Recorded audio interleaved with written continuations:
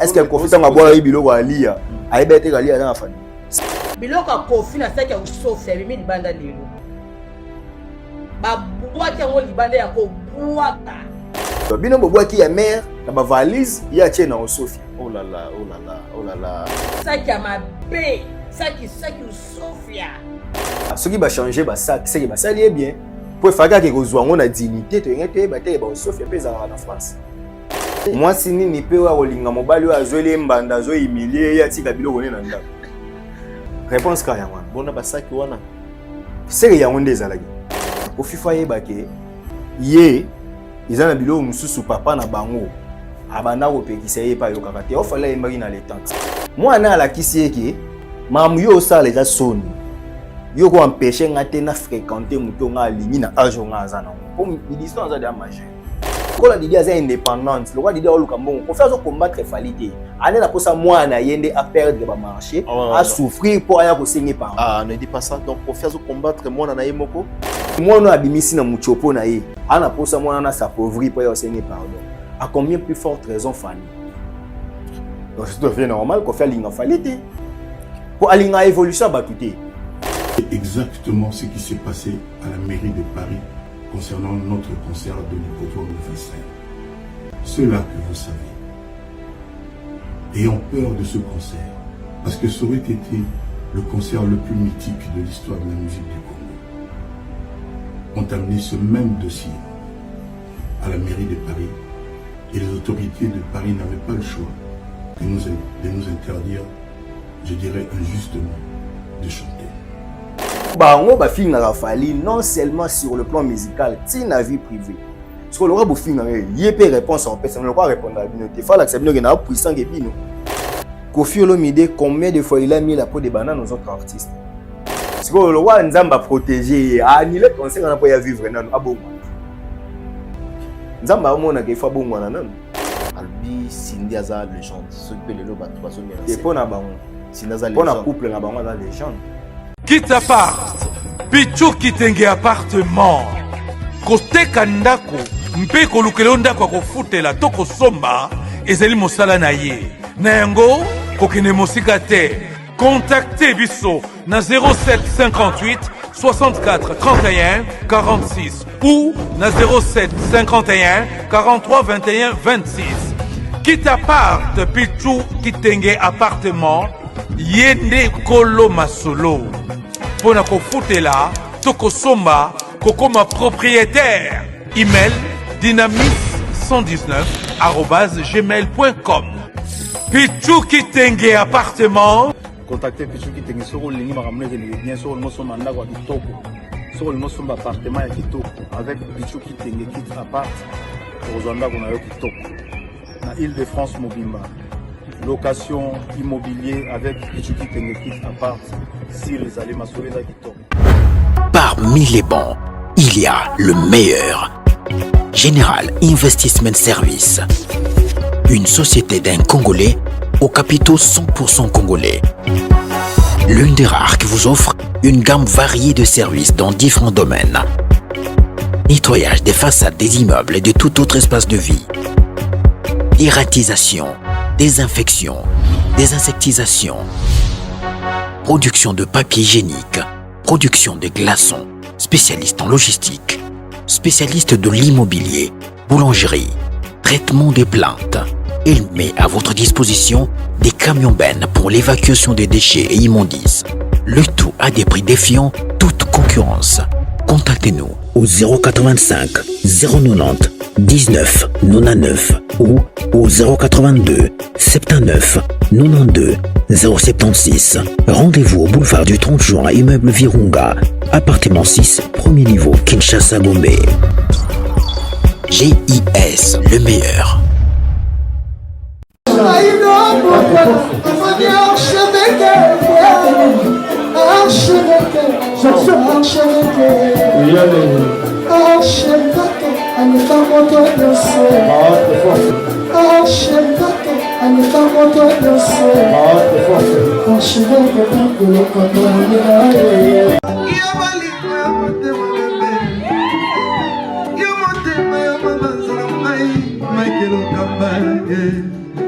Lokamba, Michael Lokamba, Lokamba, Michael Lokamba, Lokamba, Michael Lokamba, Lokamba, Michael Lokamba.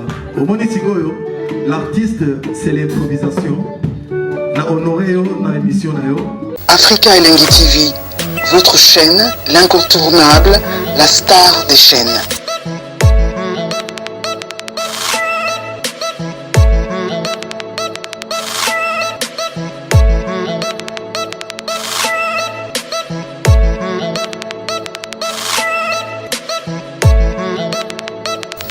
Africa Elengi TV, la magie de l'info. Voilà, bonsoir mes fidèles téléspectateurs, mes fidèles internautes, bienvenue dans cette émission.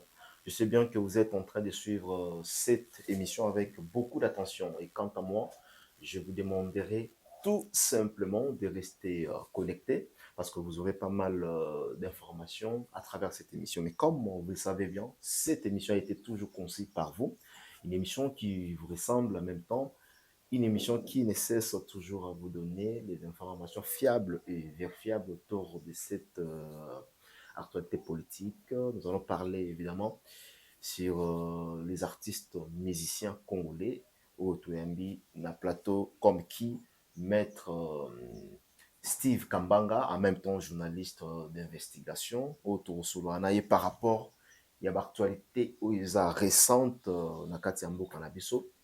Rapidement, le lutte aux Olympiques chaud, moi, me poussé parce que tout y bien mangonga, bien que Batbazong ici, c'est vraiment fallait zonga.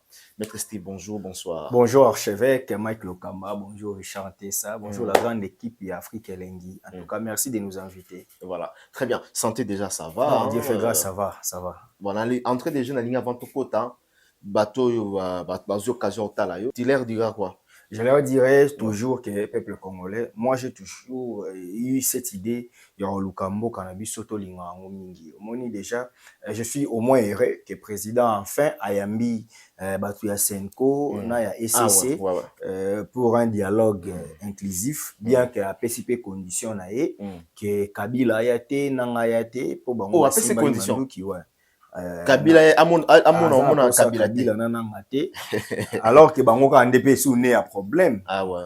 Donc je sais que le président Kanda comme tout un père Yamboka savoir que na bloqué na bandenge wana parce qu'avec Kabila au moins on n'a pas de preuves suffisantes que c'est lui le chef rebelle mais tout le monde par rapport à Kazo Lukande Kimia ils a processus à Kimia tout ça. Mais le président Moutazo méritait des indicateurs. Il y a pays, Azo insisté, parce que depuis le président Loba qui a fait ça, il y a Kabila, on a d'accord. Mais après discours, il y a Kabila petit à petit, on a coupé sa président raison. Et j'avais même condamné Corneille Nanga de dire que ça a commettre erreur politique à Makassi, parce que il y a Moutazaki leader, tout le monde a né na AFC. Tant Kabila le Goma, il fallait que bango pe basa atama communiquer mon roboé que oui Kabila toyoki yo nengo lobby mais biso ndem to ko donner ah soko ya awa hein moi ba préalable mais tant ba moni ba yambi ba mo Kabila et puis Kabila ndo mi ko consulter batu du coup et pesi thèse ya président raison que Kabila ndo ramkolo rébellion mais dans les soucis que nous avons toi on a pour ça moto et la raté toi on a pour ça ni et pélaté les mal avec nanga même si on est président, on a pas pardonné au raté. Oh. Mais parce que ceux qui a qui libéré Batu, pourquoi bazo boma Batu place au bango bazo boma? Il y a des vidéos ba militaires rwandais ba ça va tout so bolingi bisote bokende bazo boma Batu. Muta senga pardon mais ba tirer à bout portant. Donc si moi je demanderais au président ya Ochana c'est ezara rapport au la bateau bazo kufa. Donc nanga a trahir na ye nanga se permettre à se pelisa ba rwandais ba boma ba congolais pour ya za na kanda ya Tshisekedi. Ça, vraiment, je ne suis pas d'accord. Donc, pour moi, le président de la République, il faut tenir compte de Babylone. C'est vrai qu'il y a un Kanda, mais il y a place à garder Bongo et que Batana Bakufa. Moi, je pense que les dialogues inclusifs, ils vont bien. Batunion sera à Bakota. Et puis, programme commun, ce qui est à la peine, que programme, on a au Senko, na SCC, bazo préparé. Que Bisson surtout, dans 10 ans, culture, on a Bisson au Salanine. Dans 10 ans, nini football na sport tokosala nini dans 10 ans économie tokoma dans 10 ans politique étrangère donc tomekana kosala programme moko commun soki yo ye atoza lokamba mais respecter nos programme wana na ndenge na yo okotia ba priorité na yo mais respecter programme wana soki nga na ye ata na ko contredire mam na yo mais au moins to respecter na nuka programme wana o sala ki américain lo baras américain na citoyen liboso ya monde ata oza démocrate ata oza républicain américain il faut y baga ki aza likolo ya batu nyonso na mokili exact donc c'est de la même manière oza na ba ODD 2030 oza na ba agenda Afrique 2064 il faut aussi qu'on ait un programme il y a la République démocratique du Congo programme na biso tolingi to sala nini dans 20 ans tolingi to sala nini dans 30 ans tolingi to sala nini poto comme en émergence qu'est-ce que nous devons faire donc il faut quand même kokutana ko solo là mais bino pe bato bosenga ki dialogue ezala te pour noyo kabola pouvoir ezala pour noyo kabola pouvoir ezala partage à gâteau ezala partage à gâteau te ezala vraiment koluka ba solution adéquate pour na mboka pour to solo la pe déjà belé apporter nos solution mais on vous donne quand même cette fois-ci peut-être toko pe sa conclusion na momba attente na biso to tikali sima trop alors que nous avons les potentiels donc c'est ce que nous appelons au babara ça contraste en fait donc beaucoup ils ont la richesse et belé réserve ya monde l'environnement moni lelo remarqué que langue côté même vous les obeta changement climatique industrialisation même si ba américain bazo lingate mais ça bango ezole que la même batoire Amérique Europe eza bango nde basala ke moni mamba ba industrie ba polluer espace tout à fait lelo yo avec forêt équatoriale ya mona F Bazaï ba la ministre ya environnement lo ba to ça pays solution donc lelo minele baza ko senga na RDC que to kata banzete na bisoté to kata zambate po yango nde eza parmi ba biloko minenu ekomi ko sauver mokili lelo na climat donc RDC c'est toujours important soki toza na forêt équatoriale penza mais tozanga kiti tozanga ya kolia alors qu'avec cette forêt tozanga ban avec cette forêt mokili ezo mona biso ke bako sakana na bisoté. Donc, il faut quand même qu'on solo. Et puis, accord, il y a RDC Washington, Washington, il y a accord de paix RDC Rwanda. C'est bientôt, le 27. Le 27 espérons qu'il y ait Europé sa solution. Tout ce que nous voulons, biso toza bateau, toza na moi pour ça, et ya ko loba po na mboka, toza bateau pe mo bato karabiso, on est quand même leader d'opinion.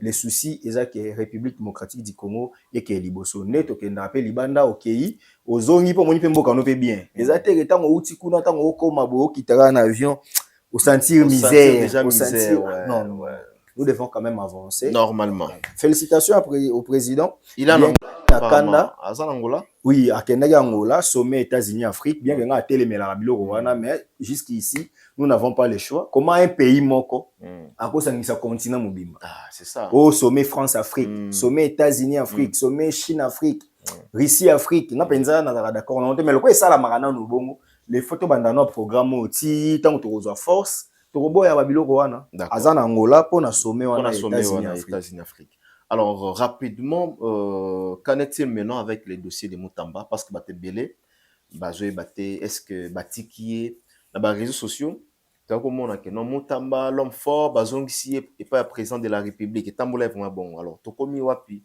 et les erreurs oyo Mutamba osala a commettre des erreurs ça les erreurs politiques ça les erreurs ya communication et malheureusement bato ba gérer la communication et la plupart sont mes amis. Je n'arrive pas à comprendre pourquoi bazo linga ko convaincre yete que communication na ba ça les autres détruit ndeye. Makambo esi avancé. Parquet déjà clôturé à faire. Batina on a tribunal. Déjà hier a démissionné. Démission na ye déjà zala accepter parce que zaki censé ka ko zala accepter. Donc ndenga za rabongo za sous-ministre té. Depuis les mardis passés. Babé annonçant démission n'est pas président de la République. Peu importe, parce que le président m'a nommé quitté. Ils ont contre-signé. Le président nommé premier ministre a contre-signé. Ils ont un peu problème. Mais c'est un réservoir qui copie dans le premier ministre. Ce qui n'est pas un problème. Mais ce que le problème c'est que nous avons un dossier dans le tribunal. Le tribunal a fixé affaire na ye nde tokoyeba. Dans la minute où tokola tolamuki boy o cour de cassation Ok. va fixer affaire le 15, jour le tel, 22, le 23. donc c'est ça. Ils ont raison. Oyoyo, muto ya fundi procureur alobaki abima mboka te pour azali sous ya poursuite. Vous comprenez? Donc ce tribunal atie mamba mamo c'est nini? Ba fixer maman parce que c'est le moi qui n'a parqué. Dans la minute oyoyo, moi j'ai toujours dit aux gens boza calme. Tokolo baté gaza condamné, tokolo baté gaza acquitté. Parce que tokoyeba soka gaza condamné ou soka gaza acquitté lorsqu'il y aura le jugement. Pour gaza na cour de cassation, il premier et dernier ressort. Et la juridiction souka pour na droit commun. Donc ce qui jugement bimi kuna yangonde e okata sort na e. C'est alors que ba sepela kende ba oui akangami ba sepela abika so pa ba quitter ba oui ba quitter. Donc tozana niveau wana mais batunde batika ko spéculer et puis na regretter na mona ba sali marche contre ba linga ba lo ba ko ba Rwandais ba sepeli. Est-ce que ba Rwandais nde batina ga déplacer mbom problème sou ba comprendre yango ceux qui ba Rwandais ba sepeli est-ce que yango ne faut influencer jugement par moment il faut tout réfléchir ote mutamba batunde balingi banani ce que balingi est-ce que batunde batinde ki alongola mbongo problème ya mwana je t'ai toujours dit ici tu peux avoir des ennemis 1000 mais tant que yo koya na mutambu tant que yo sala mabete ba salo eloko te. D'accord. Et puis pourquoi lui à son âge devrait avoir des ennemis? On se comprend parce que beaucoup de bête maboko te ko batunde balinga ki était pourquoi batu balinga ki était. On se comprend. Et ça bah parce que là aux batu balinga ki était ya na réforme ya na mambebele ba commenter ba réforme ngo ezanini. Voilà et bonga sona na choqué yo. Tu sais que bilo rebellen de kona biso no sala yaki no population. Les combat générationnel. Réforme nini basali. Donc le vieux non, et les jeunes. Non, scientifique. So ebisinga réforme. Ba esa biso réforme ngo eza wapi? OK. Asali réforme na nini? Na justice réforme eza wapi? OK. Réforme eza te. Donc asali réforme te omoni soki na bika sali le côté na inane, ça c'est méchant. Mais dire que sali ba réforme, batanga ba réforme on kasi. Batanga ngata désarrêté ya justice sous mutamba oyoyo et apporter ki mambo ebele. Non, on n'est pas contre lui, mais to linga to expliquer les désengorgements des prisons, voilà des réformes. Les désengorgements des prisons et l'amélioration des conditions de vie des détenus. Tu es bien certains moments la réforme de l'inspection des services judiciaires et pénitentiaires. La relance de l'école de criminologie pour former les inspecteurs de la police judiciaire. L'identification progressive de pasteurs et des églises par la remise des permis d'exercice de culte.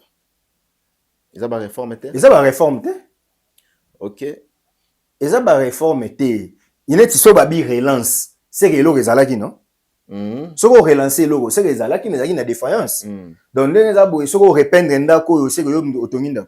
Toujours à sous réforme. Selon Mutamba, la redynamisation du guichet unique de création d'entreprises permettant. Déjà bateau ba loka, ba on comprend quand ça. Parce que guichet unique existera, oui ou non? Oui. Qu'est-ce qu'on appelle redynamiser? Ouais, guichet unique existera mais existera maintenant. À ça la ligne. Mais le lot a fait son sens, dans le sens que non. Le lot a fait son sens. Na travail à c'est là. Roland Christian Boula, na PC Mbote depuis États-Unis, simple mec. Tu travailles na yé, na projet moro ya création d'entreprise. Ngana kenda guichet unique, est-ce que Mutambara ministre? N'est-ce pas qu'on a eu des solutions? J'ai des numéros ya bataba guichet unique là, on travaille avec eux. Vous comprenez? C'est pour la création d'une entreprise à loterie. J'ai travaillé sur ces projets avec Roland Christian Vieboula. Vous comprenez? Très bien. Mais l'homme sous bateau ende bazo yoka na musika, bazo kanisa ke maître Mutamba ayena biloka sika. Non. Et puis Zela n'a expliqué le kamba. Est-ce que nous aboué ceux qui au petit travailleur na yo $100 il y a salaire au kabele $20 likolo. Ne wana obokola ka banda kota to yangwana réforme osali na donc c'est donc Mutamba za bon toloba. Non, c'est-à-dire eza makambo ya na prérogative na ye. Vous comprenez? Net so ebisinga ke kobongisa ba prison. Est-ce que ebandi lelo Combien de fois Baba Kenda ko répandre la prison là? Mais vous comparez Zela. Vous comparez na moment ya Mutamba na moment ya Kala. Zela. Est-ce que le ministre Mutamba bimisaki ba kulu na ebele awa sans kolandela ba na bango ebele ba jugement ba nini et créer ba braquage, ba criminalité belé peut au vivre au lelo. Pourquoi on ne les dit pas? Il faut quand même qu'on se les dise des choses. On n'est pas contre lui mais au moins ce qu'on va proposer na bango. Ndé comme ko Lucas ko to loba makambo yebi malwa to za contre yé. J'ai vu quelqu'un commenter, oh, naza jaloux, c'est parce que je vais être ministre de la justice. Non, ça la bongo. Non, ce n'est même pas ça. La vérité doit être dite. Notre frère, Ngai, avec la modestie que j'ai, n'a pas le bâti qu'à salir le côté. Mais est-ce que bango le rôle à bazo kosa qui a sali ko le kabatunion, tu recom obligé de mettre à nu alors bah il y a insuffisance na yé. En tout cas prochainement, tu recom obligé de mettre à nu bah dégâts à sali. Oui mais que Mutamba proposé qui président de la République n'a pas état généraux que président de la République a comme siéger dans le Conseil supérieur de la magistrature. Ah bon? Ce qui est une grave entrave dans la justice. Okay. Président de la République n'est pas forcément juriste. Et puis, un principe de séparation des pouvoirs dit quoi? Les pouvoirs doivent arrêter les pouvoirs. Ce qu'on dit, un exécutif au côté d'un pouvoir judiciaire. Ouais. C'est pour quelle fin? Okay. C'était juste une flatterie. Ok.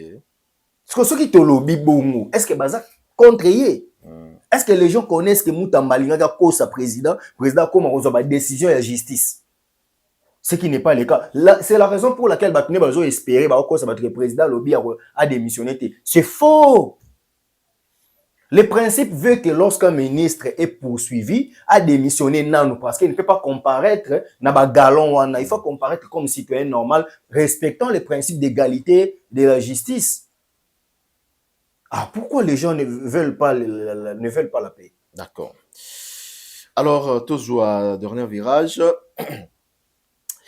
l'ancien porte-parole de la majorité présidentielle sous Kabila, André Alain Atundu, donc rejoint les cabinets du Conseil spécial en matière de sécurité. Ouais. Pourquoi toujours les vieux pépés? Non, pour une fois, je suis d'accord avec le président. Les vieux oui, mais pourquoi? Non, à un moment... Il n'y a pas de jeunes. Attends. Nous sommes dans un moment crucial. On a un jeune, mais je ne connais rien de la sécurité. Non, je ne sais rien de la sécurité. Il y a quand même certaines choses. Au moment où un moment crucial, le président a besoin d'une stabilité sécuritaire. Il faut maîtriser. Au moment où Atundu, Joseph Kabila, tu as travaillé à Mobutu. Viona a travaillé à Alain Atundu, a travaillé à Mobutu, a travaillé à Musée, a travaillé à Joseph, a travaillé à Sassou Nguesso na Ngambu. C'est un vieux qui s'y connaît en cette matière. Au moment où les gens qui viennent banda ba kufarate. Kaka ndenga daki contre bango bongo. Ponanga. Mutuloko nganda na sécurité. Mutuloko la tundu na sécurité. Ponanga président doit faire un effort de se réconcilier avec papa François Beya. Ah ouais, papa François Beya. Vous comprenez? Biso sko total, biso moi biso pe conflit, monsieur ba jeune commune. Pour kaka okuta déjà papa. Ata za une expérience, ata ko sauver mboka to lobika po za papa faut que ne po biso to remplacer. Non, on peut remplacer. Nga naza d'accord que ba nga mona lo ba ngona ba émission beleti. Nous avons connu des ministres de 23 ans. Opi ba ça la bien. Bo biso ba quarantaine trop ça comme ça la te point. Donc moi je suis d'accord que ba jeune faut ba côté faut ba ça là, je suis d'accord. Jamais quand minga za la ministre sont à 33 ans. Ouais, et ça on peut l'autre 33 ou 35 ans comme ça. Et dérangeant OK. Ba ministre Mouyaya Abimi député na 29 ans, na 36 ans, 37 ans, au ministre. Il va nous continuer. Vous comprenez? Moi, je ne suis pas dans la guerre générationnelle, mais je suis aussi dans la méritocratie. Ce papa-là, André Alain Atundu Liongo, pour Nanga, le président a fait un bon choix. D'accord. Parce que dans la minute où le président a besoin de stratégie. Stratégie sécuritaire, stratégie diplomatique. Viona a kena négociation trop. Vous comprenez? Il y a la diplomatie, la stratégie, on a aïe parce qu'il est diplomate. Donc, par moment, tout le monde a un diable partout. Dans tout le Bakeno, il n'y avait pas une personne où il y a quoi assumer. Non, il peut y avoir des gens, mais comme on a monsieur, comme on a une expérience. Au moment où ceux qui te bêta, par exemple, on a un exemple banal. Moi, je te bêta balle une équipe. Et comme à un moment où présence à Cristiano Fezala, est-ce que tant Cristiano Batia qui est la finale de la Ligue des Nations, joueur monsieur le Wayaza qui ceux qui te même assuré mboka boye tu risquer biso ba jeune tu ba poste été on doit comprendre ngate na lobby boy je suis d'accord que ba jeune il faut bazwa relève mais na lobi boye na moment où toza ya sécurité le président a sentir que trahison eza a sentir que na kati wana batu bazé belé en connivence tout ça ce que mutu oyo ya sala na bango mutu ayebi makambu wana pour travailler avant à travailler na Mobutu avant même bakabila bazala ba président yazala qui déjà ce sont des gens ya bongo nde bayeba ke ba solution boye Nathan Boye tozola une solution telle. Moi, par rapport à cette expérience, il peut donner une solution. Moi, je n'ai pas dit qu'il faut battre à Mikolo par rapport à l'expérience. Mais nous avons besoin de cas sous de sécurité. On nomme pas n'importe qui. Là, je suis désolé de vous le dire. Moi, dans le côté sécurité, à tababi yo, aux ana nous stratèges, aux asuki nani, aux yebi non sécurité. Mais bon, nous avons une expérience. Président Tshisekedi aye. Yo lingo bakena batu au président yebi mutasi, wa yebi sécurité. Pourquoi nos mari bateau François Béyana? Ok. Pour François Béyana qui peut moutouna été. Mais pourquoi non qui? Par rapport à la maîtrise de la chose. Vous comprenez? Pourquoi Anomaki Jean-Louis Sambo Kangaché? Jean-Louis Sambo, est-ce que biso tout le monde est déjà dans la sécurité? Tu bien un professeur, il y a droit constitutionnel, tu bien mutamaye les belés. Bilo mususu to ke na ngono bongo. Banoma Mbelu. Mbelu alaranani. Azara adjoint ya soki Kalev. Donc ça qui place wana banoma bato ba umeli za mambo ya expérience, za mambo ya ki jeune té. Makambo esenga ba jeune, esenga compétence normale. Wana ba cause na bango ata mwana 20 ans pour azana mayele. Mais maman ils ont une expérience de sécurité. Moninga non soto continue la sécurité lelo.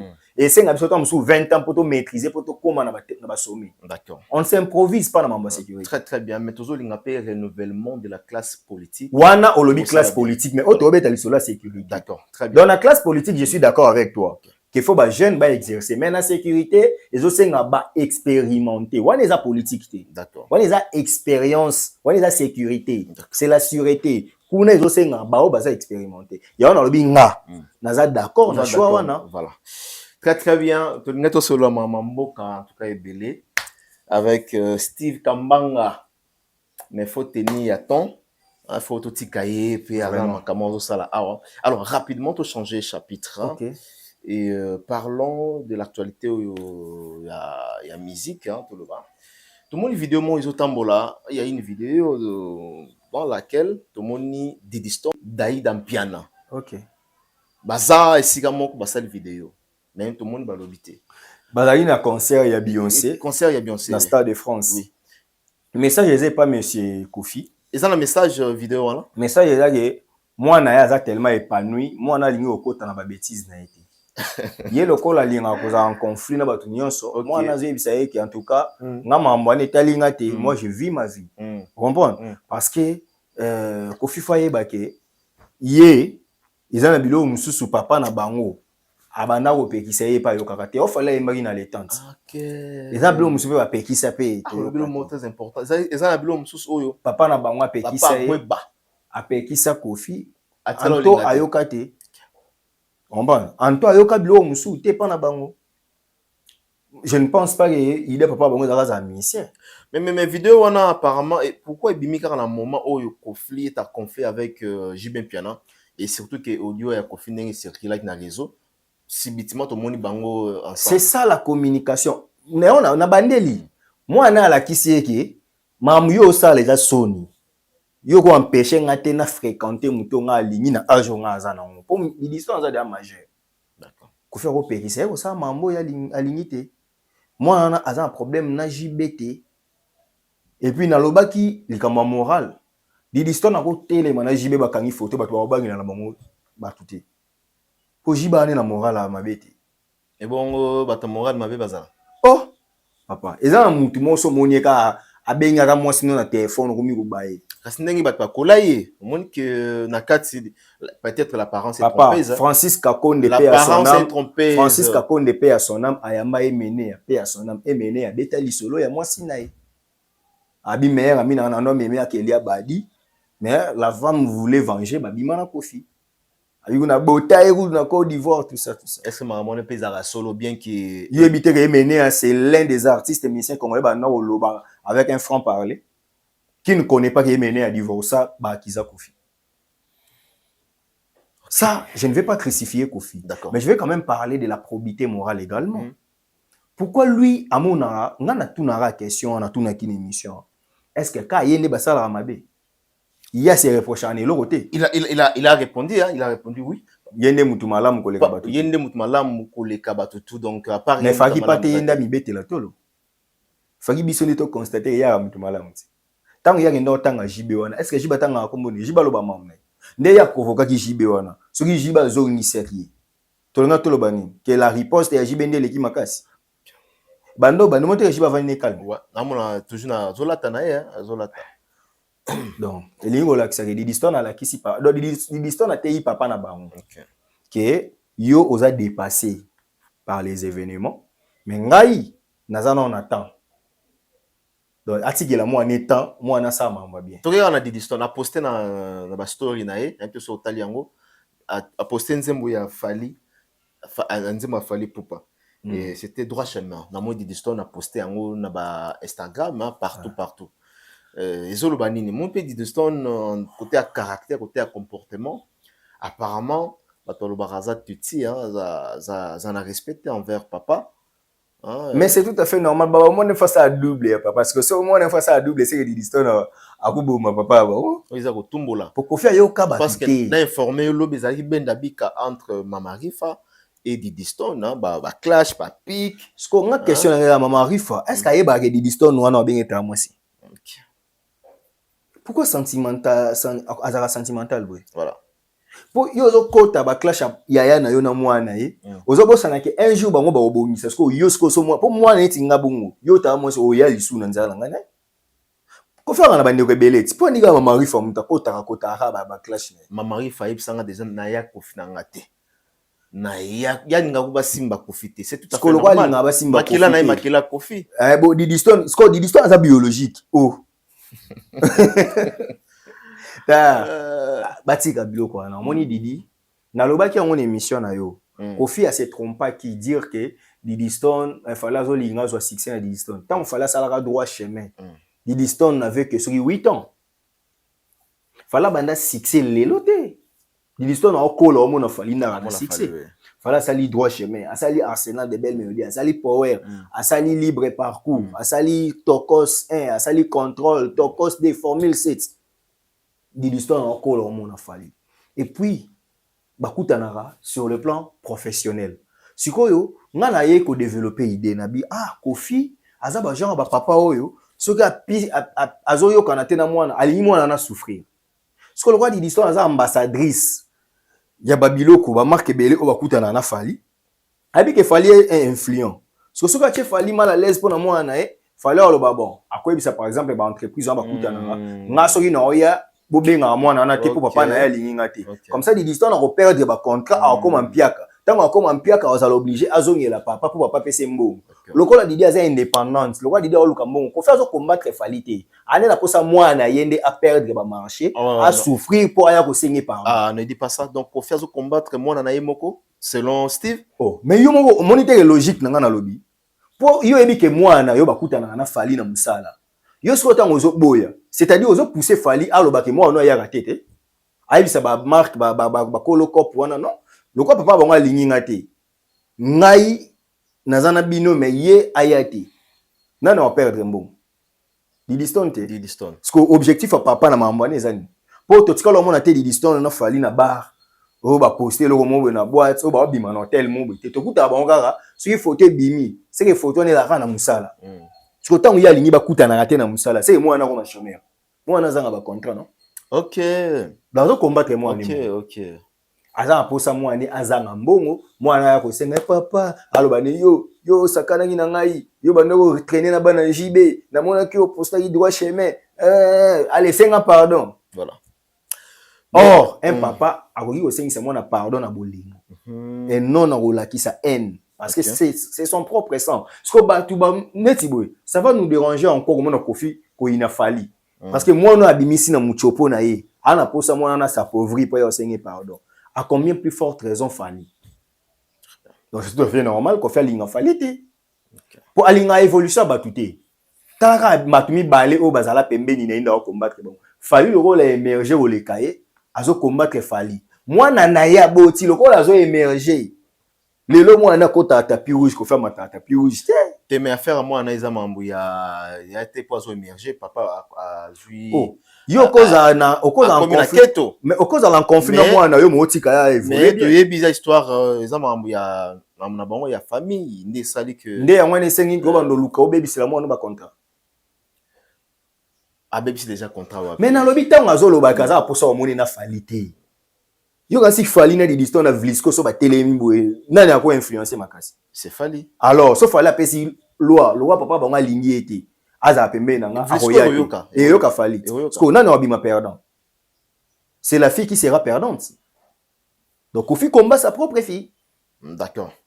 On aurait donné Kofi raison celui qui bandait comme on a dit didiston na fali na ba mamwe zangatina voilà peut-être que toi qui en a une tension avec Kofi Olomide des années entre attachement pour naïe tu es bien entre Fali et Didiston bakuta na balier professionnel et là il s'en bango eza musala boulot top tu vas t'acheter mbemba boulot ndako mais pour na Kofi Olomide est-ce que ndenge biso tozo réfléchir na relation ya Didi et Fali ils ont la même optique ou que Kofi Olomide azo réfléchir et Kofi pourquoi mais anine omoni moyibi alinga ba yibete na des hypothèses Kofi tellement ayebi ke soki mobile surtout artiste influenceur so ada pembe na moi si c'est pour abuser d'elle donc à mon avis que c'est que Fali pe azana pour ça kosala c'est comme ça oui la deuxième hypothèse est anime problème est que lokola yé abebana na mwana ye et que il est en froid avec 80% des artistes et musiciens congolais parce que il faut à mon amouane kozana bangote parce que si à mon amouane essayer monter ma passe avant moi nazo sangana na bato yo ngana lingati vous comprenez très bien parce que ce qu'on moni Didiston na JB au craquer pour déjà talara ya Daïda vous comprenez parce que à mon appel que Didiston na papa JB tu vois comment ça va lui déranger donc Ezaki lui il se crée des problèmes lui-même parce que alingi bato nyo so baza pembe na eba komisa be ennemi na epé be ennemi na bango bon donc ce qu'on a pembe na Kofi ce qui y a qui a bêti roulage mbata yo pe yaka bakisa mbate pas roulage. D'accord. Alors qu'est-ce que tu vois na bandeko bien bateau yo ba zotie la Kofi Olomide toujours ba pour des bananes na nzela Kofi tout le temps se plaint que Menoir abandaki yango depuis en terme ba concert na terme abimis album ba produit mbongo ba étoffé album la légende. Mais lelo yo Kofi Olomide to sala vidéo pour dire tout simplement na batu badongolo miso bolingi carrière ya Kofi Olomide te. Kofi a dit que concert na à Genève ezalaki kana batu ya CC Menoir au bayaki babunisa concert na il a parlé de Paris la Défense i Arena batu babunisa concert na et puis concert là c'était prévu beta awa na mois de juillet na hippodrome de Vincennes le 19 je crois batu babundisi yango tie mo ndimi ke eza annulé batu babundisi yango bongo Orléans wana pe wabundisa te wana to ebité ya lobi nano o batu babundisi ma ouais et puis Kofi bana musique ezonga na poto obetete et puis ya lobi que non concert ya avant na nini na ba détail ya ba concert annulé ya Arena na ya hippodrome de Vincennes toke na Genève a lobi que non bakenda ofunda ye na justice azalaka quitté entre temps batu bayebi que Kofi Olomide a été condamné avec succès là au la procès à Kofi Olomide on peut savoir vraiment que Kofi Olomide a été acquitté ou bien il a été condamné avec succès. Et puis, ça soit différence, il y a condamnation avec succès, c'est quoi? Acquittement, c'est quoi? Voilà, merci. Nabani no boy. Kofi a lobby que bazo fundaye, même bazo travailler, c'est pour annuler. Il doit admettre alors qu'il n'est plus puissant qu'il était. Okay. Parce que nous sommes au monde des puissants. Ce sont les puissants qui dirigent. Kofi Olomide, combien de fois il a mis la peau des bananes aux autres artistes? C'était bien pour lui d'être mopao. Et si aujourd'hui, il y a quelqu'un qui a longa pour annuler le concert, accompagne Gaza sous la game, accompagne qu'il y a quelqu'un qui est plus puissant que lui. Okay. Mais puissance, monsieur, vous avez rappelé dans Nera Mabé, hein? Puissance, monsieur, vous avez le rôle, n'a pas ce exemple, moko. Vous avez la force sur Obama Boutou. Est-ce qu'on a Fox? Te kasi na biboye. Ceux qui montent à Boma qui battent deux. Baye, on a droit à une vengeance privée à l'époque, avant la vraie définition du droit aujourd'hui. La vengeance privée, c'est qui quoi? Moutaye, abuki oto mususu na tongo abeti mouvement bukani kola na butu yoyo tumbinda kune. Osali pire, osali kolega oya salagi. C'est ça. Pour ceux qui a salagi batu mabe, toki ceux qui a mekaki ko boma bomba tu yo yebite que il a été accusé par moment na ba concert musu na ba poto wana na ba 2007 oh ye akosaka ki mbatu ba mema bangulu ba osala bo. Si lui il avait fait pour lui, c'était pour nuire la carrière des autres, non? Et ceux qui sont montés na zongi ici en 2025. Pour yo pe ba annuler concert na yo mabeza. D'accord, mais oloni pétrole, osopi pétrole au sein. Foot à pétrole. Donc on a estimé que bah azobukara oya lonaki. Et puis puissance oya zaki nango il y a 20 ans passé, ala ngo lisute. D'accord. D'accord. Alors, affaire ya condamnation maintenant. Quand aloba ke bafunda kiye na mambubo ye na Genève pour la justice. Soki azaki na justice ri banila ke loko na pona mambwana te. Parce que azaki ko bénéficier dans la présomption d'innocence. Donc ce qui a concert azaki annulé pour aller na procès, c'est faux. C'est déjà faux. C'est déjà faux. Mais oui, mais aussi lorsqu'on parle de l'acquittement, c'est quoi l'acquittement? L'acquittement est à Canada oyoke bosambi. Jugement et bimi. Na jugement on a bamoni makambo bafundela kiyo eza lokuta. Bakutio na ngote nde babi ba akité do ba tikio libre ba gagner yondo gagner. C'est ça acquittement. Mais lorsqu'on parle de la condamnation avec sursis, c'est quoi? C'est-à-dire ba condamner yo. Na condamnation to na des condamnations. On a des peines. Peine d'emprisonnement, na peine ya ba amende. Parce que ba kota la ke soit peine d'emprisonnement ou peine d'amende, mais ba bité tozali ko suspendre peine wana au profit du comportement du présumé délinquant. Toti ke liyo tamoro boya ko observer. Ce que ça les récalcitrance té. Ce que zongeli mabe o ba reprocher o té ba koki koti ko skokoma libre. C'est la condamnation. Voilà. C'est la ezani ba moni yo oyibi montre. Batali na place to condamner à foutre peine ya $100. Te toti ki yo pendant 6 mois. Pendant 6 mois, aux sous surveillance. Ceux qui ont bakani yo yibi ata almet, to côte sur prison. Voilà. Et ça condamnation. Pour aux obligés. Et ça condamnation. Soit te belé bakansa ke non. Comme rotambola na yo. Rotambola. Mais bazo observer comportement na yo. Parce que aux a déjà condamné. Mais va pas sur chance que se comporter bien pour basundola dossier. C'est une condamnation. Voilà. Et dans les cas maintenant de Kofi Olomide, il a été acquitté ou condamné avec succès. Sauf erreur de ma part, c'était une condamnation par sursis. D'accord. Donc, Azaki a acquitté, Azaki innocent. D'accord. Voilà. Selon ma fait, hein? Ouais. Parce que ma fait, tu es condamné avec sursis. Non, oui, selon ma fait, en même temps, selon malheureusement, on attend la minute du jugement. Même ma chaîne étrangère. La condamnation avec sursis, c'est que Kofi n'était pas acquitté. D'accord. D'accord, très bien. Donc, Atika Golobaka a quitté. Ok. Alors, peut-être, fait la gravité, peut-être, Bakanisa, qui, selon le tribunal, par insuffisance de preuves, mais il y avait des preuves, et là, qui s'agit qu'il a été coupable. Mais, observa qui comportement n'est pour un temps. D'accord. La condamnation avec sursis n'est pas l'acquittement. D'accord. Tu vois ça la différence ou non? Ah ouais. Voilà, ceux qui ont condamné avec succès, ils ont condamnation. Ils ont condamnation. Sauf que bah épargner yo peine wana, babi batike yo temps moro soit 6 mois, une année, 2 ans au vivre nango. Ou est-ce qu'on pas ça par moment condamné avec succès? Sera ba danseuse na ye ba 2010 au moins. Tout à fait. C'est-à-dire ba kuta le susu na ba. Na mbeba wana te. Justice tout alela yo. Ka ou pour ce puisqu'au sali au commettre sur cette infraction, ce qu'on peine est comme un double. Comme un double, tout à fait. J'avais même posé la question le jour-là à M. Kofi Olomide, débat au salaire qui question à tout Kofi Albi qui note sexy quand nous détaillé Kofi c'est qui a se rappelé là le bas que non définition avec condamnation avec sexy à bon côté.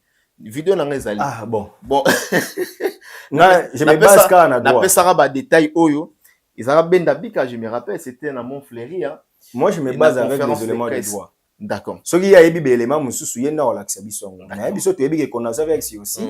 Les akabongo. Les akabongo passe ngapa na tona ki ba maître mususu ba juriste ya mboka oh. Alors to yeme naka na Kofi Olomide.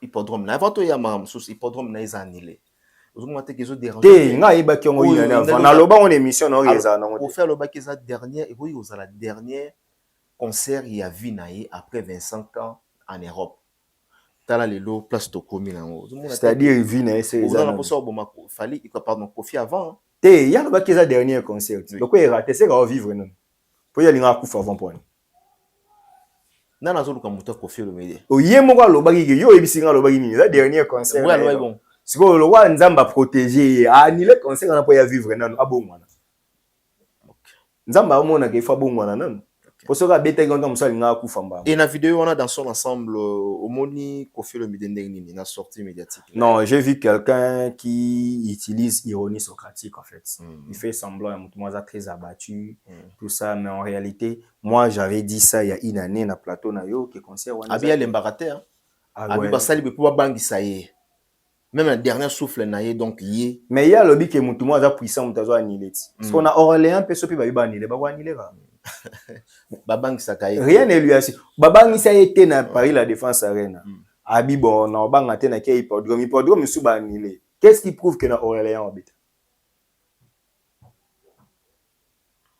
autre temps autre mœurs voilà le Kofi d'hier n'est pas celui d'aujourd'hui c'est ce que lui refuse d'admettre. Kofi à 2000, na Kofi à 2025, Batmi Balé. Il a parlé de Cindy, légende. Nakati ya audio wana, nakati ya vidéo pardon, albi Cindy aza légende. Ce qui peut le batu bazo mélanger. Et pour na bango, Cindy aza légende. Pour na couple na bango aza légende. Te abi mamba couple te na musique ya mboka Cindy aza légende. Pour qu'on fasse une expérience peut-être Sco oui Sco peut-être azomone la Cindy na côté légendaire na côté mususu oh chaque auteur a inspiré na mambo zo inspiré mais yango tende ça la unanimité ce qui Cindy la légende c'est que Chaka Kongo pas la légende alors ce qui Cindy la légende c'est que Chaka Kongo pas légende Chaka Kongo pe azaki légende ouais asa légende d'accord donc pour na yo Cindy n'est pas légende oh Mobali na lobe za légende. Ah ouais.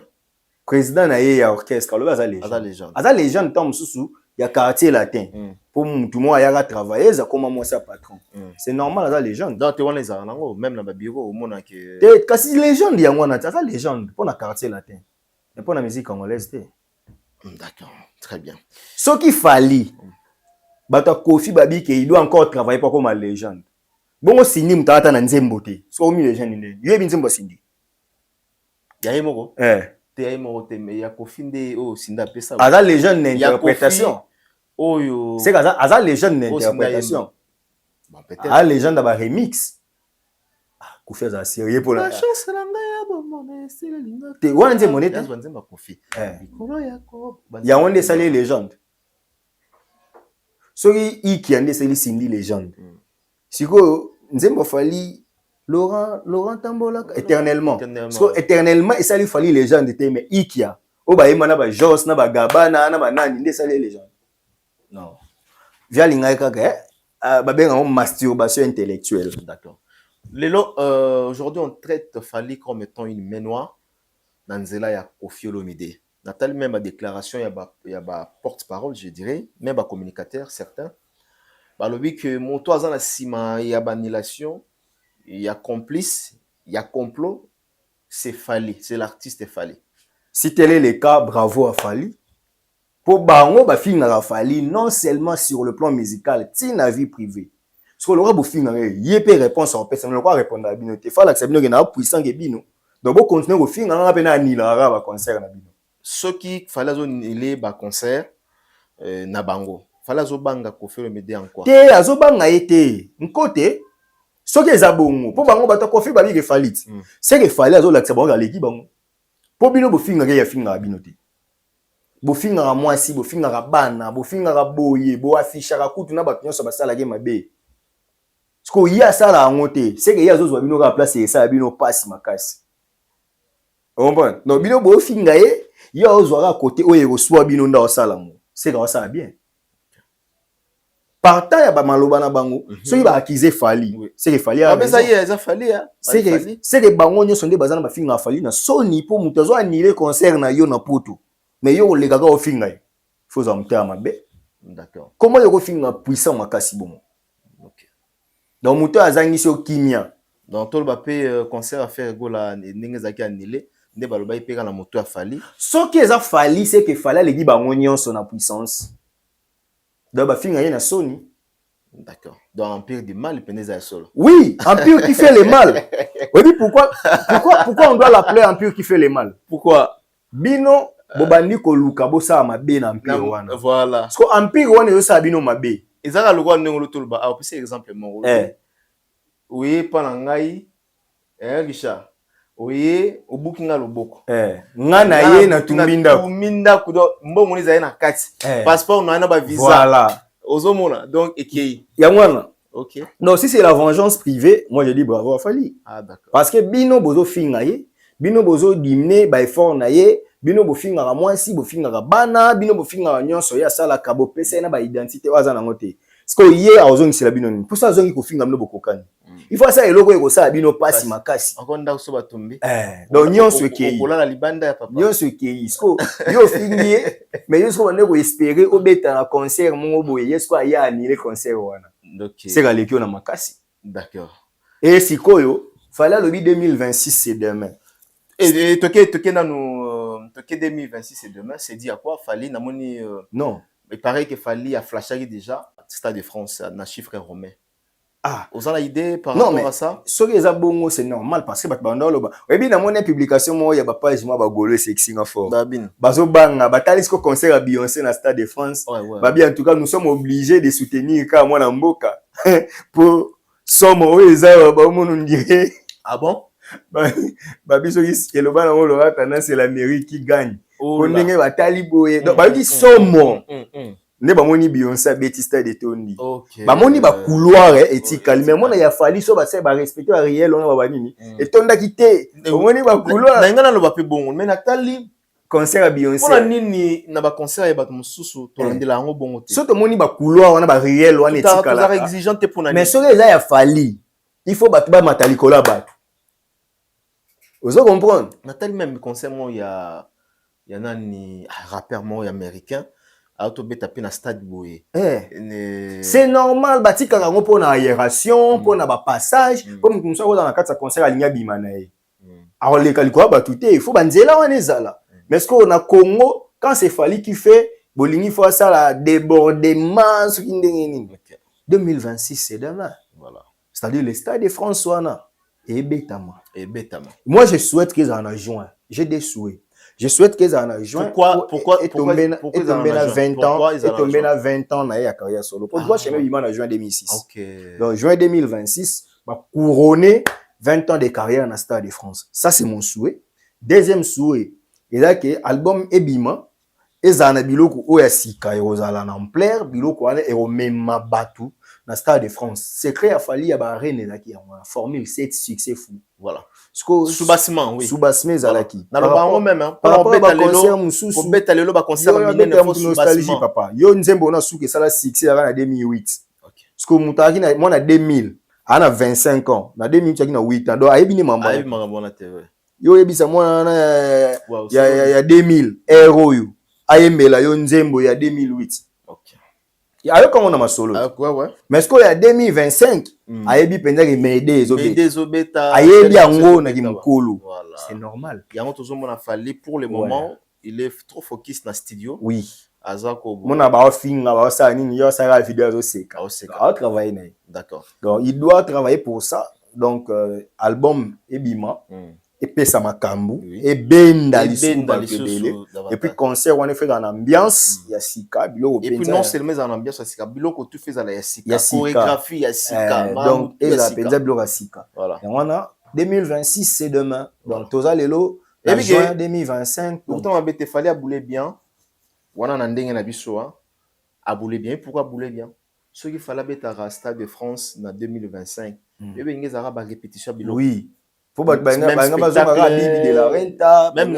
côté il y a danse oui donc il faut et dans la couleur moro papa ça stade de France quand même il stade de France quand même et puis peut-être congolais moko dans la tête d'affiche pendant banda Congo ezala ta musuna 10 prochaines années peut-être bon 10 prochaines années bon tu bien bato bako oser et ça c'est que génération o tende bako oser Stade de France donc bato bako oser ba non na nse ba o mata ah génération T ah fallait nani après fallait go beta Stade de France faire qui beta Stade de France ko faire beta Stade de France dans 2 ans pourquoi pas dans 2 ans ah tika akokate yo arena na nuti lelo ebuki bango communicateur a faire moi lo barani soki kaka to koki te ko beta ta place à 30,000 et s'il il fallait atiki biso a gagner ce qu'on yebisanga depuis 2023 si on a beta ta devant 20,000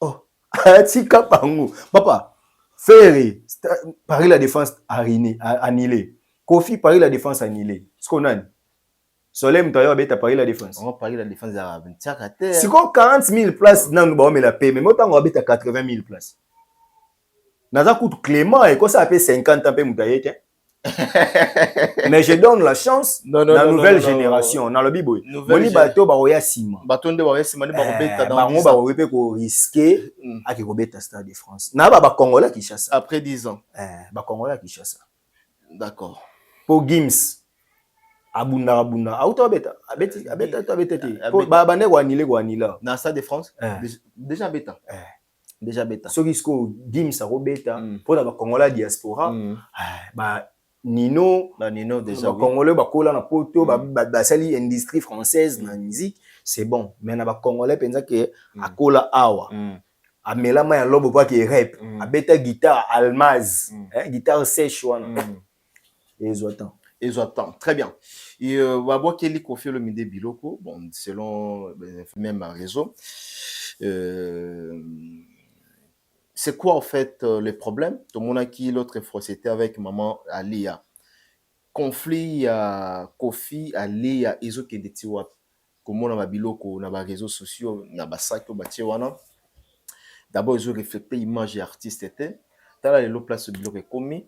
N'invité au conseil. Dans une publication, on voit la maman, au Sofia. La maman, bâti va ça au Sofia. Bon, tu as invité ceux qui sont vrai. Ceux qui sont vrai. Mais si c'est là est vrai, Nalingi tout le temps bon optique. Voilà, si c'est là est vrai.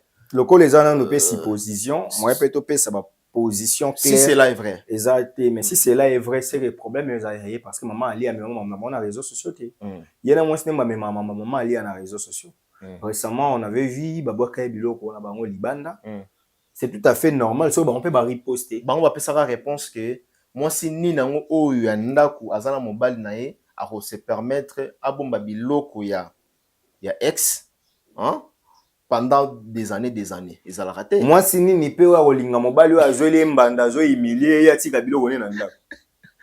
Réponse ka yango. Bona basaki wana. C'est ya onde ezalaki. Ah, Steve, solo la bien compris. Mais ce qui va être dans Sofia, c'est limité. C'est que yango ndezalaki. Ce qui va boire qui bloque, on a ce qui va changer ba sac. Et mon en cause. Ah, ce qui va changer ba sac, c'est que ba ça lié bien. Pour faire que kozwa ngona dignité, to ngete ba te ba Sofia pe za na France. Oui, comment Sofia ne bimandeli. Fima Nigeria. Jomo ba kena Londres. Jomo kena Londres. O Sofia ya Nigeria non? Akufa non? On dirait. On comprend. Joana kena ya film on va tourner que africain moi kena Londres kozwa soki héritage ndeko na ye tout ça soit se comportant na ki musenzi. Parce que la na sac wande ba bon ba Sofia. Mais tant que to kola ba sac yango ezalaka na. Ezalaka nango ezalaka. Soki au sauf pas jouer en Afrique mais en Londres c'est-à-dire ils appellent normal que bah au sauf il y a pas où tu penza Congo tu es à la radio en France bazuka biloko rambo bache OK bazuka biloko rambo bache c'est normal OK parce que yo lobia ba lobaki ke moi si mo ta ndima ba bomba biloko ya mbanda na ye umeli moi si mo pa olinga te mobali aza ko humilier na mbanda ya tika biloko ne na ndako OK donc mobali nda za sage te OK. Le col est que moi bomba et pas à moi si mon bal azate. Kasi yende eza halbolt. On a notre zate après l'amour. Les années. La guerre. Surtout que yo ndo memi on a guerre. Ah. Yo oyemba kutu banzembo obwaka la moi si na mwana banzembo. Mame yenga pekise yenga. Mais est-ce que il faut avoir revanche Steve? Les autres aux anabassi. Batu misusu ba mérite revanche. Les autres aux anabassi. Oui, mon mobile a eu ko déconner. Mais est-ce que na retour paye à maman Alia? Il fait ça toujours la logique, maman non c'est toi supposé. La logique est que ce boyani na moi si kolingo sali ma bébé l'été. OK. Parce que moi ça a la capacité ya nuire yo oyo s'entendre na ngote. Très bien. Donc la sagesse voudrait que boyani li solo pe li kimia. D'accord. Maintenant yo même yango na réseaux sociaux. Au moment qu'on ça a buzz, a aidé au karati. Bozo chapitre 5 Ko faire dans la famille, pourquoi pas bengi maman? Est-ce que ko fita ngabwa ibilo ko alia? A ebete ka lia dans la famille. Si c'est là. OK. Ce qui a boire ki alia, ce qui alia boire ki ya ça normalement tu n'y va. D'accord.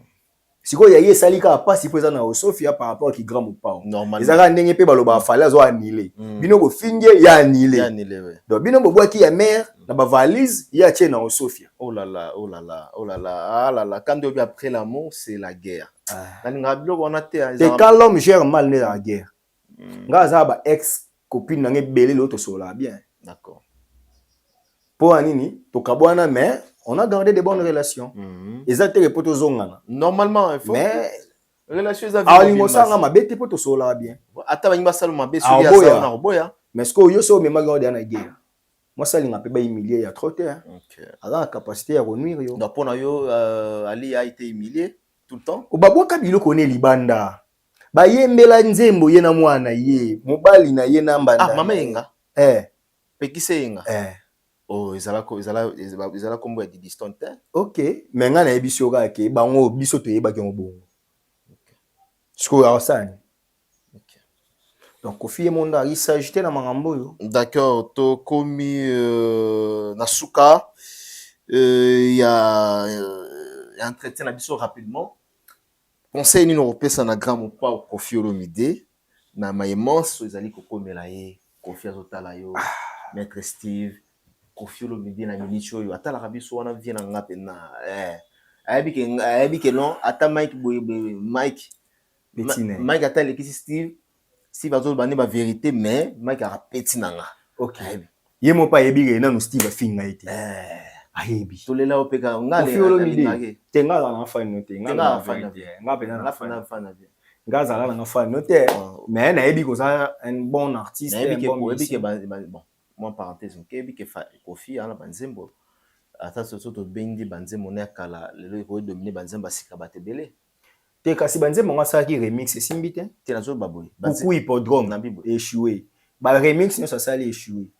Na bibo je n'ai jamais été fanatique à Kofi, le la musicien n'a préféré, mais j'ai toujours respecté sa carrière, j'ai toujours respecté la qualité à Banzembo.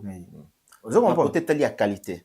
Oui, c'est un bon artiste. Qualité. Je dis bien, je globalise, c'est un bon artiste. C'est Nabiboy. Na côté yo lingo to na détail pour ani, na bina globaliser.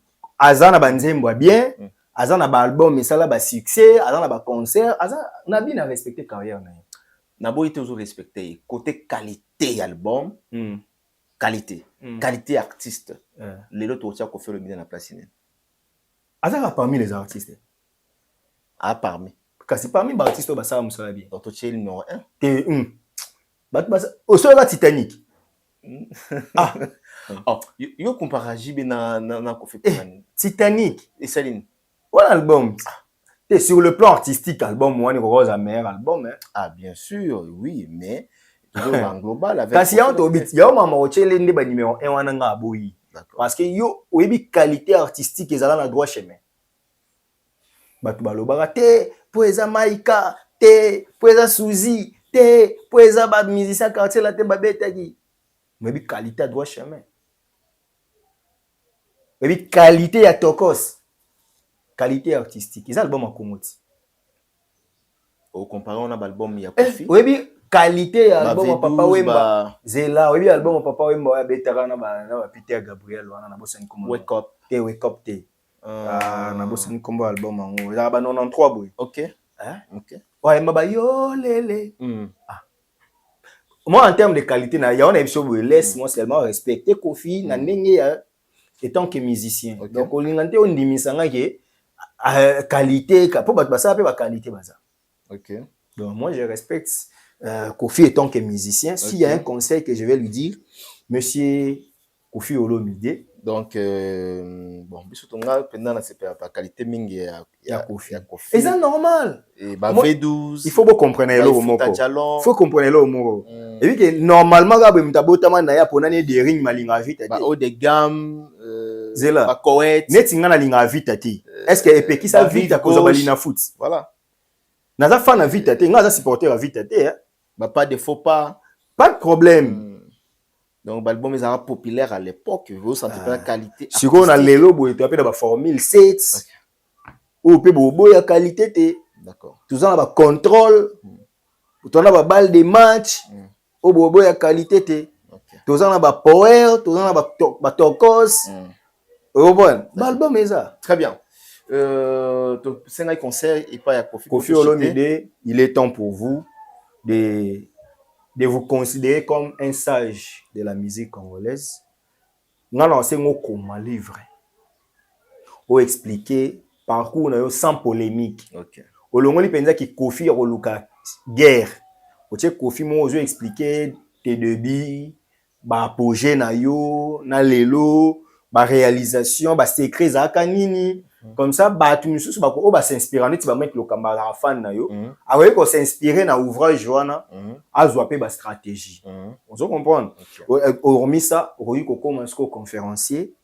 On va s'angisa rapé batu. Comme on bête à masolo mo y a ba expérience vécue. Et puis qu'on fait rattraper le roman boy. Kasi yango na proposé. Imaginez que qu'on fait arabina batutu. Na proposé yango. To surtout que bena boy. Pour ce qu'on fait arabien a fallu. N'engaza bien à faire boy. Donc on se retrouver faire et fallait c'est comme Alpha Blondy a ça là maman a succès. Mais le Alpha Blondy a un problème en Côte d'Ivoire. Il est bien avec tout le monde. Youssou N'Dour a un problème en Sénégal. Pourquoi qu'on fait un problème? Pour battre Balinga qui était selon lui. Ah, est-ce que Youssou N'Dour a une unanimité dans Sénégal? Il y a une unanimité qui va pas boya et baza. Alpha Blondy Côte d'Ivoire puis ba tete roi biso. Bon, selon qu'on fait le milieu de Kaba comme on a succès au Yazanango. Ah, si vous poignez Alpha Blondy et ça la tege à ça là ba on mabe. Na pese ka exemple ba master na voilà. Il y a finga Alpha Blondy. No l'air boy. Alors il va pas même que non en Afrique mon bimba. Mouton azana âge na succès le roi Yazate. Mais bango siko ba légende. Pour bango bazo aider nouvelle génération, ba aider génération actuelle. Mais ils ont combattre les générations actuelles. Ah, qu'on fait combattre. Mais oui, bon, ça, tout le monde émission. C'est quand bah acte ça, les gens combattre. Quadra. Zoa siko autant et vivre comme un sage la musique. Papa Wembazate, ba vie mené à Bazate, ba Pepe Kale, ba Madilou, ba tout. Papa Taboulé, na papa Luambo, ba sommet, ba si ba Kenda. Donc, na lelo oyoyo, botika lindambo.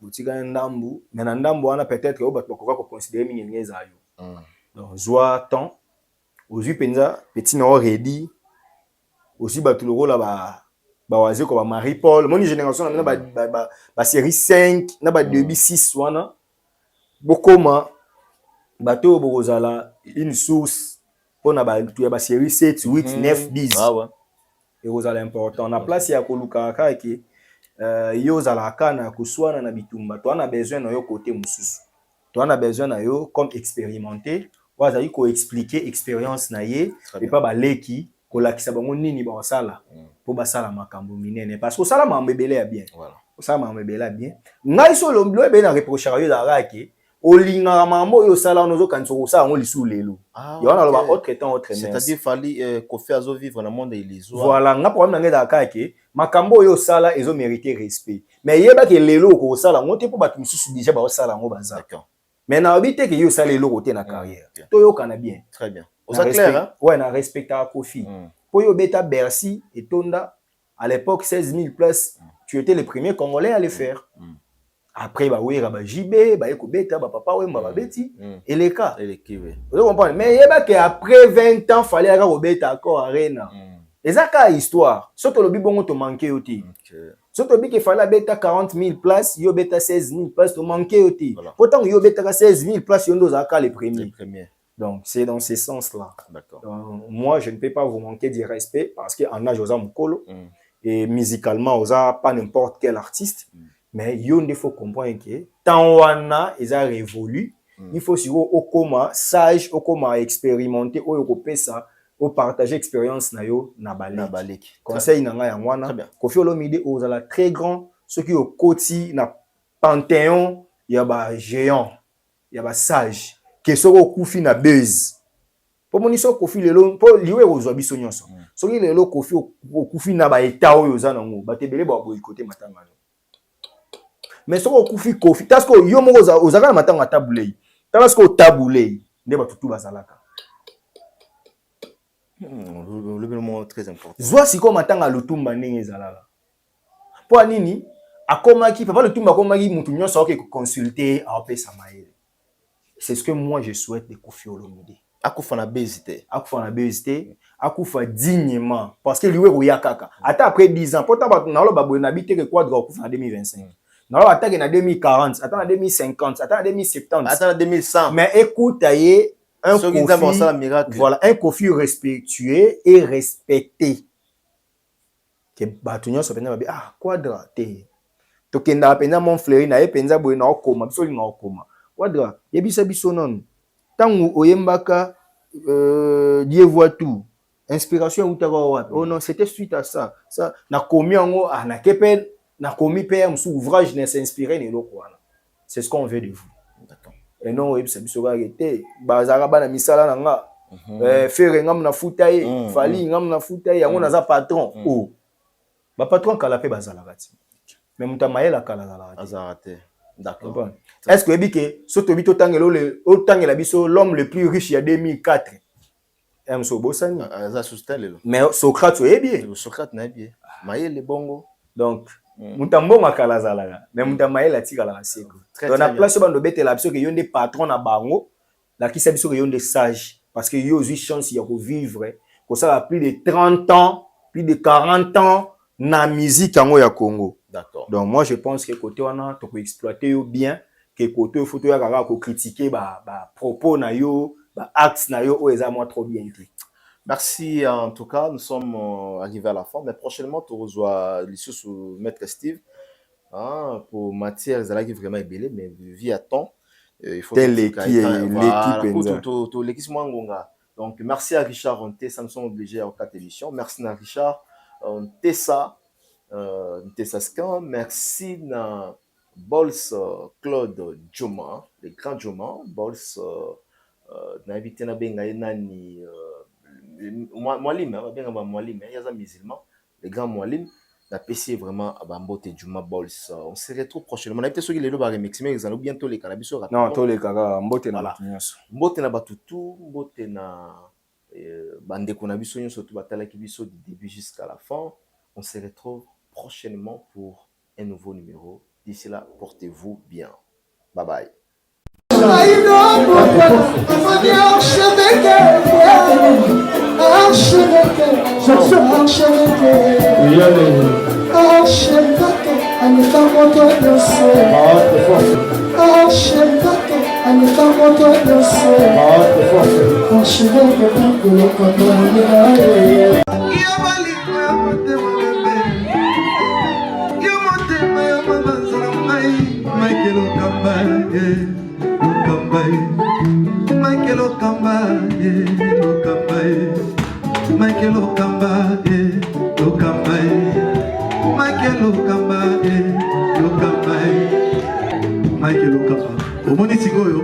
L'artiste, c'est l'improvisation.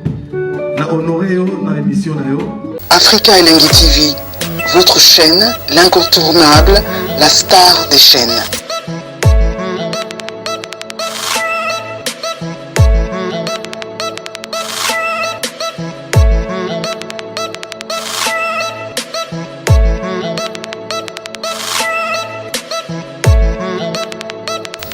Africa Elengi TV, la magie de l'info.